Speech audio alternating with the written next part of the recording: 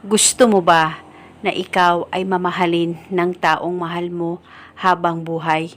Yung ikaw palagi ang first priority niya, kahit anong busy niya at kahit ano pa ang gawin niya, ay ikaw palagi ang uunahin niya.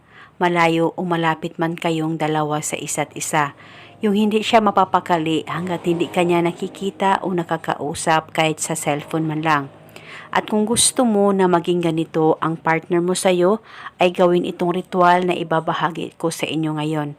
Ito'y napakasimpleng ritual at ito'y napaka-epektibo, lalong-lalo na kung 100% ang paniniwala mo sa mga ganitong pamamaraan.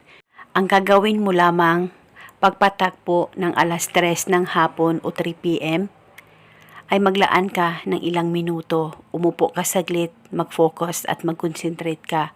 Pakaisipin mo ang taong mahal mo at sambitin mo lamang ang pangalan at apelido niya ng 7 beses.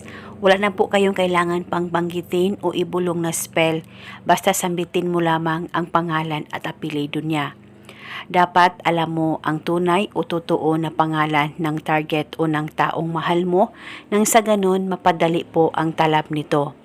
At kinabukasan, ulitin mo rin ang paggawa nitong ritual, insyakto po ng alas 3 ng hapon, sambitin mo lamang ang pangalan at apelido niya.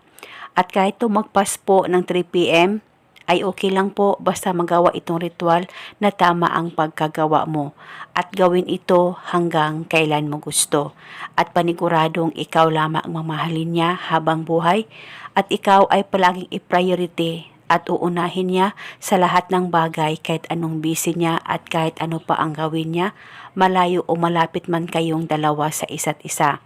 At gustuhin niya na ikaw ay palaging makikita o makakausap kahit sa cellphone man lang. At eto muna sa ngayon at kung kayo ay may katanungan, mag-comment lang po kayo sa baba. Maraming salamat po sa panunood. May God bless us all.